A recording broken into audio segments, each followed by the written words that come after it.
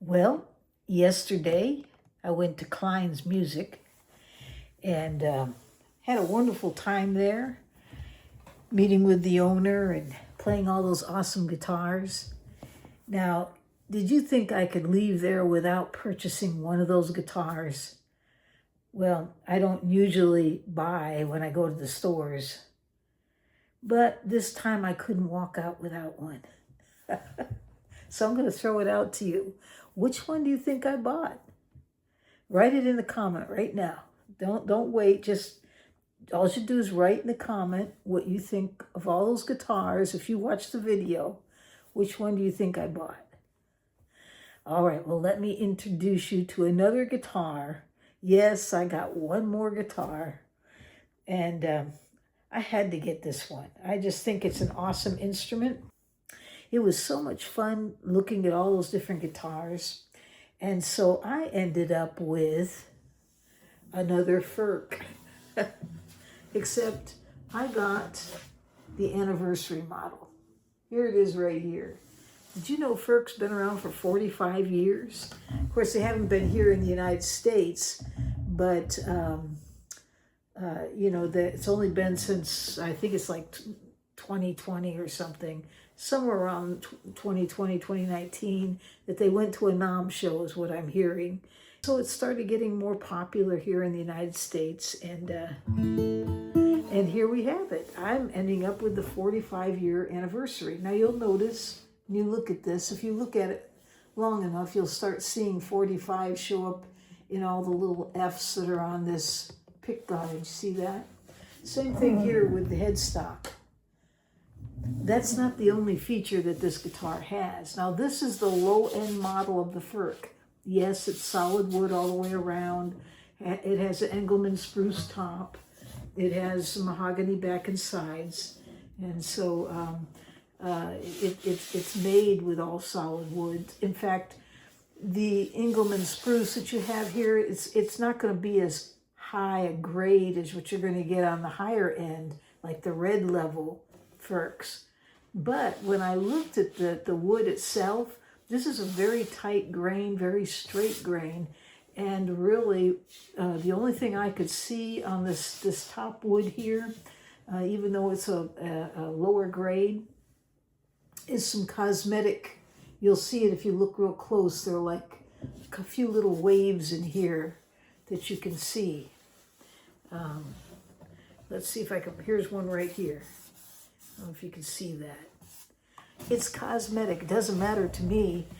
I still get the sound.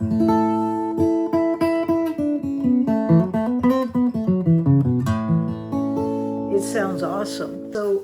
So let me just play this real quick. Right now, I just have a microphone here. I'm not. I am. You see that I'm plugged, but I have it muted. Okay, so you're not listening to any pedals or anything. It's just what the guitar sounds like. You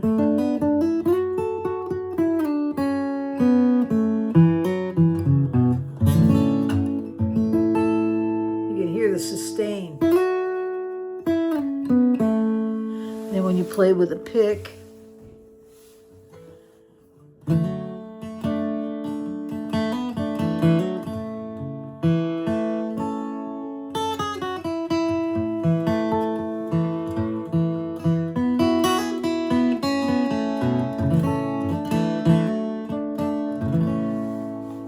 very pretty.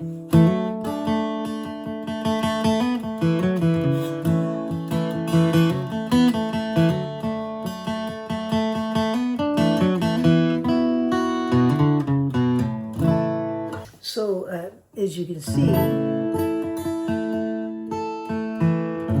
right now I'm playing with a heavy pick.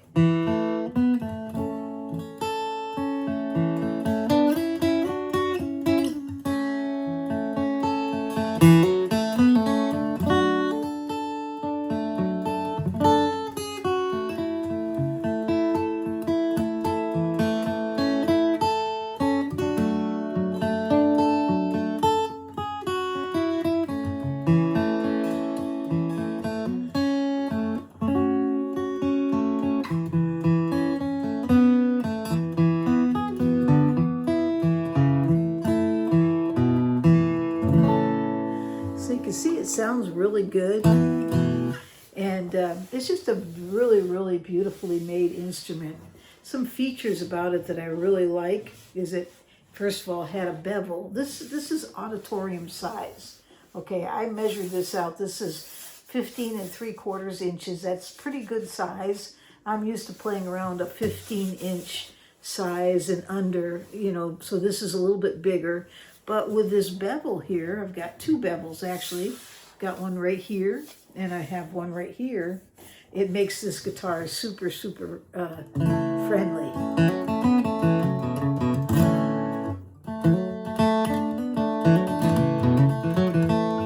And so that was really a neat feature. The other thing I want to say is, you see that 45 there? I was really curious about whether or not they thought about using just 45 letter Fs down here to make that. And sure enough, I counted them out. There's 45 Fs on that finger guard. And same thing here with the headstock. It's just a little thing that I saw.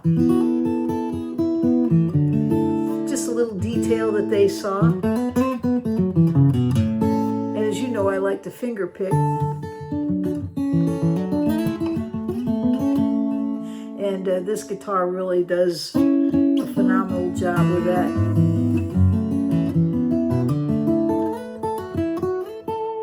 Now the other thing that I liked about the guitar, and the reason why I selected it, was because right away I noticed right there inside the sound hole, there was the controls for a L.R. Baggs Anthem. Now those pickups alone are like $300, okay? So they're not cheap. They're very expensive. That's the, you know, that has both the microphone, the sensor, and the under the saddle piezo. So it's not on right now. Let me turn it on.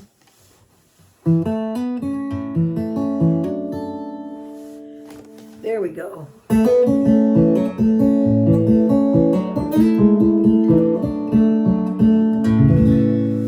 Now, as it is right now, I'm playing this into my Bose amplifier, but I'm only going through an L.R. Baggs Para Acoustic DI. It's just a DI.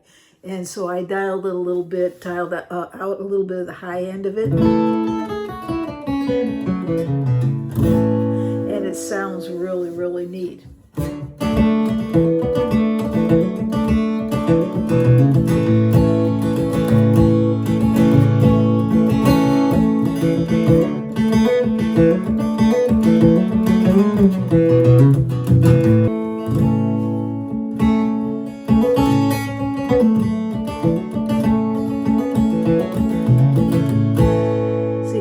Sounds beautiful.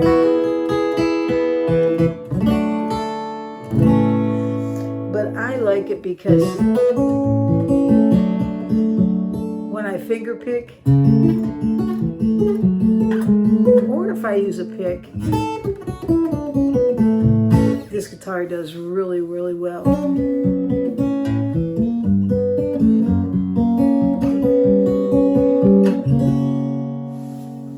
So the other thing I liked about it was that it has the sound port here. See that? I call that a personal sound hole. It's, I guess, what I'm used to them being called. They call it a sound port. There's another name for it, but in any case, you'll see that it's done a little bit differently. And I like this style. The reason why I like it is because it's not in your face. You can hear it, but because it's not completely open, it tames it a little bit, and I think it's more natural sound of what's coming out the front end. And you're getting this sound in your face. It just sounds awesome.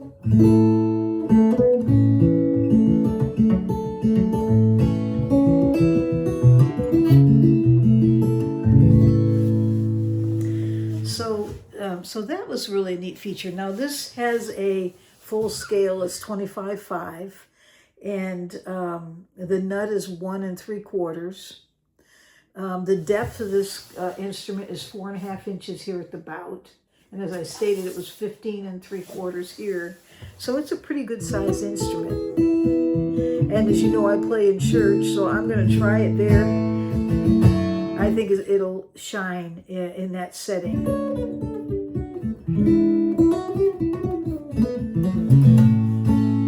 It's just a really beautiful instrument. And for a great price. I paid a little over $1,900 for it.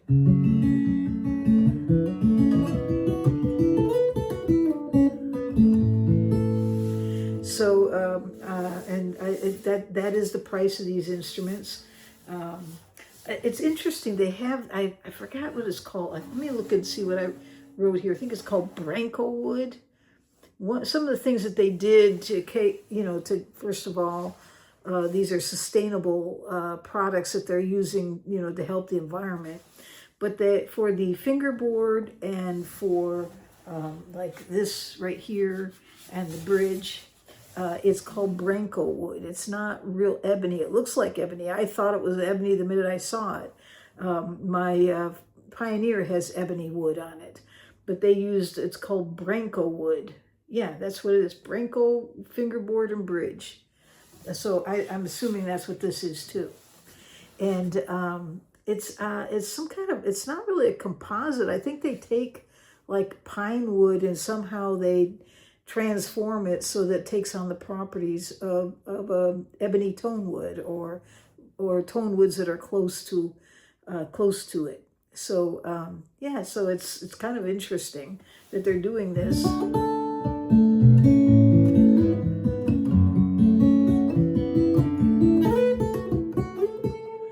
The other thing I like about this guitar is that I've heard that when they're building them, they actually, even though these are the lower end, this is the violets. If you look, everything's color coded. They have violet. I think I'm not sure, but I know red is really a top of the line color. But the violet is the lower. And my baritone Furch, I believe, is a blue. So it's the next step up. So anyways, this is the violet, and so it's the lower end of things. But even though it is, when they're building the top, they voice it, meaning that, usually when they're putting the braces on, they're shaving it so that they can get a certain tone, so the wood sings a certain way. So you'll see them doing this. They're tapping and they're listening, and they can hear if they took enough off, and then they'll shave a little bit more.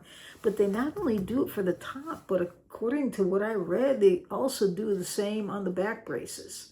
So that's something that's new to me. I'd never heard of anyone doing that. But they do for the back and the top, they voice it. And so you end up with this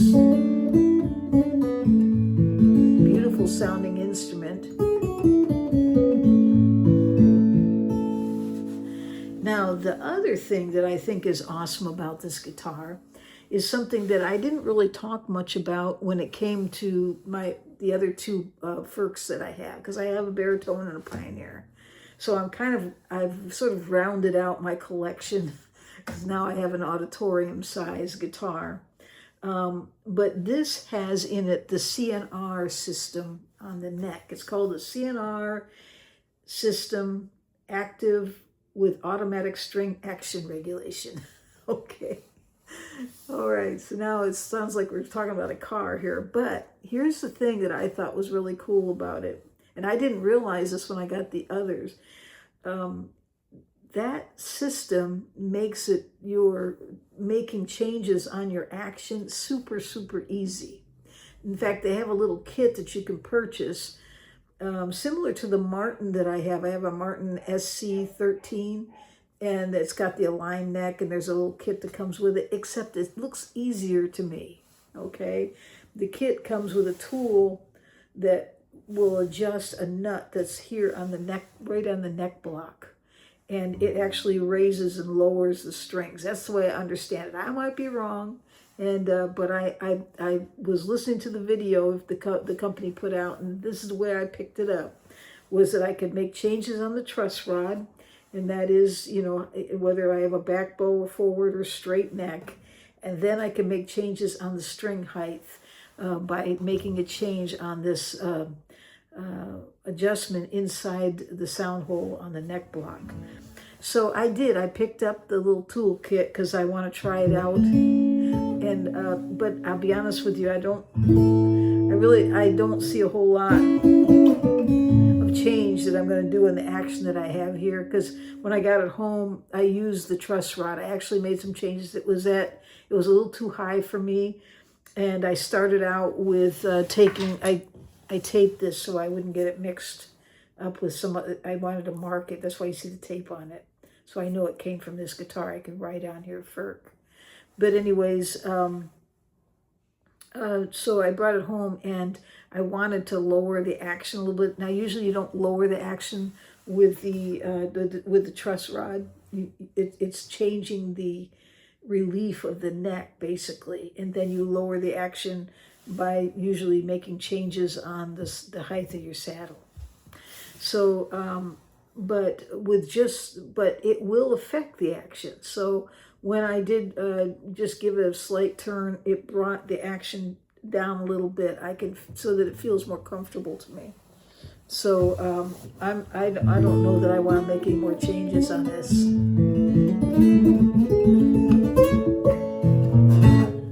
It sounds great, and I have this on here. I was just messing around with it. I was having some fun. Sometimes I like the sound of just raising up a little bit with a capo of what I'm playing. It just, to me, is sometimes it's just fun to do.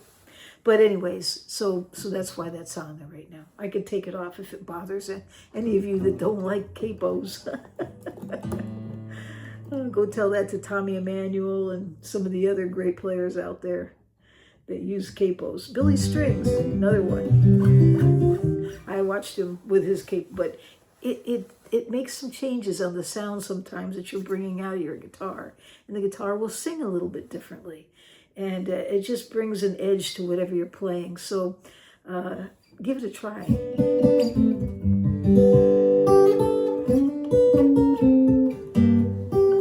Anyways, so what else was I going to say? I think that's about it that I wanted to tell you about this guitar. But it is the 45th anniversary, and it is a solid wood guitar all the way around. It's got the commemorative pickguard and headstock, and it's very comfortable with the bevels. Great sounding, especially with that pickup.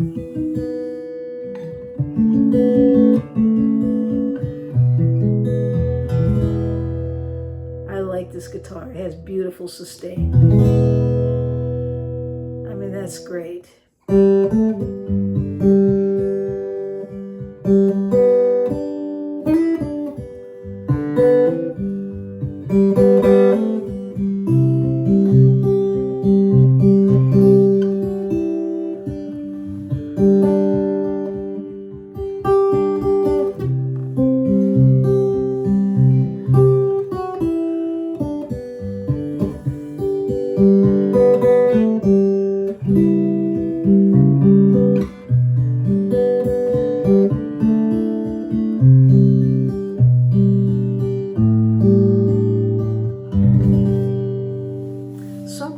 Right there, and I'm going to look to see if any of you wrote what you thought I got.